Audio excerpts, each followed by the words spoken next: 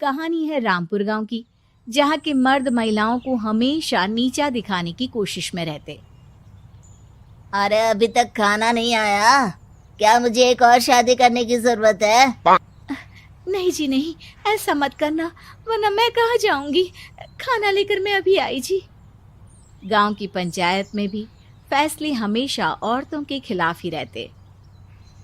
मैं जो फैसला सुनाता हूँ वो भगवान की आज्ञा होती है। इस लड़के ने अपने मन से शादी करके अच्छा नहीं किया। लड़के को घर भेज दो और इसकी शादी इसकी जाति की किसी लड़के से करवा दो। लेकिन ये लड़की, इसे तो गांव के बाहर निकाल दो। नहीं नहीं जमींदार साहब, ये क्या बोल रहे हैं? ऐसा नहीं हो सकता। मेरी बेटी मासूम है, इसे अच्छे बुरे की समझ नहीं है। अरे कहाँ जाएगी ये बेचारी? कहाँ जाएगी? इतनी चिंता है तो पूरे परिवार का गांव निकाला कर देते हैं। बेचारे पूरे बसे बसाए परिवार को गांव छोड़ना पड़ता है। चाहे जो हो, अगर बेटियों को कंट्रोल नहीं कर सकते तो गांव में रहने का कोई मतलब नहीं है। यहाँ औरतों को दब कर रहना होगा। कोई भी अपने हिसाब से कुछ नहीं कर सकता, सब ईश्वर की मर्जी से ही होगा। तभी गांव का एक आदमी दौड़ा दौड़ा आता है। सरपंच साहब, जमींदार साहब, वो कालिया है ना, उसकी बेटी पढ़ने के लिए शहर जा रही है। अच्छा, ये कब हो गया? और कालिया की हिम्मत कैसे हो गई ऐसा करने की? लेकर आओ उसे और उसकी बेटी को। बस फिर क्या था, हाजिर हो जाते हैं कालिया और उसकी बेटी सरपंच के सामने। अरे कालिया, ये क्या सुनने में आ रहा है? बेटी को इंजीनियर बना रहा है तू? और ये बता, गांव में तो स्कूल नहीं है, फिर कहां से इतनी क्लास पास कर गई तेरी बेटी? राधा, जो कि कालिया की बेटी है, उसे लगता है कि सरपंच उसकी तारीफ कर रहे हैं। सरपंच जी, मैंने ऑनलाइन पढ़ाई की है, डिस्टेंस लर्निंग से। सभी में मैंने अच्छे नंबर पाए हैं, जिसे देखते हुए शहर की इंजीनियरिंग कॉलेज में मुझे स्कॉलरशिप मिली है। वाह जी वाह, क्या होती है ये? पहले तो ये बताओ, फिर आगे की बात करते हैं। पूरा गांव राधा की बात सुन रहा था और राधा बोलती जा रही थी। तो ऐसे मैं फ्री में एक अच्छी शिक्षा लेकर गांव में जो कुछ परेशानियां हैं, जैसे बिजली, पानी और इंटरनेट जैसी समस्याओं के लिए काम करूंगी। मैं गांव को शहर से जोड़ने के लिए पुल का निर्माण करवाने का प्रस्ताव रखूंगी।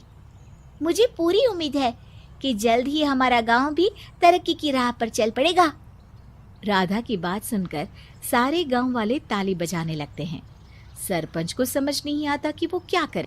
चुप रह नादान लड़की, गांव के खिलाफ जाने के लिए तुझे गांव से बेदखल कर दिया जाएगा, वो भी पूरे परिवार के साथ। और हाँ, अगर ठीक से गांव में रहना चाहती है तो ये पढ़ाई लिखाई छोड़ दे।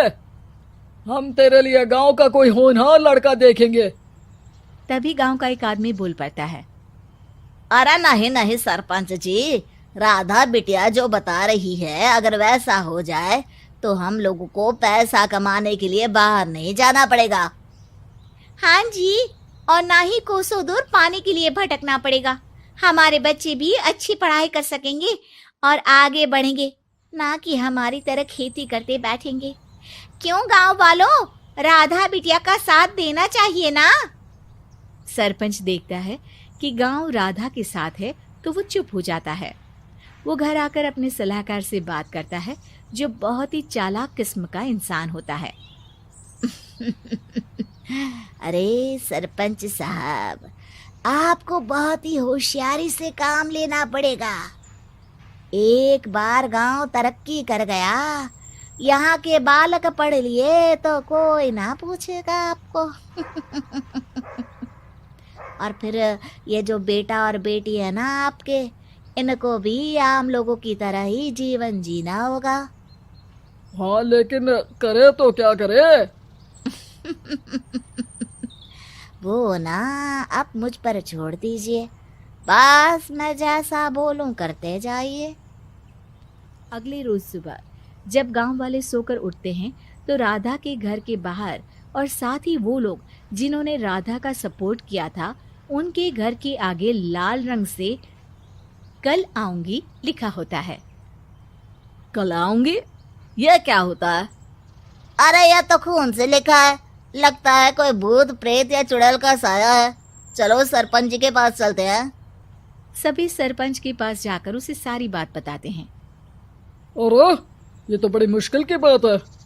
चलो मैं एक बाबा को जानता हूँ, उन्हें बुला लेता हूँ। सरपंच बाबा को लेकर गांव के घर के बाहर जाता है। ओहो, तो ये वो चुड़ैल है जो उन लोगों को निशाना बनाते हैं जो गांव को बदलने का सपना देखते हैं। वो गांव को ऐसे ही संपन्न देखना चाहती है, वो नहीं चाहती कि कोई बाहरी यहाँ का कायाकल्प करे। क्या तुम लोगों में से किसी ने गांव को बदलने की सोच रखी है? तभी राधा की माँ रोते रोते आती है। मेरी राधा घर से गायब हो गई है। अरे कोई तो बचाओ, मेरी बच्ची कहाँ गई?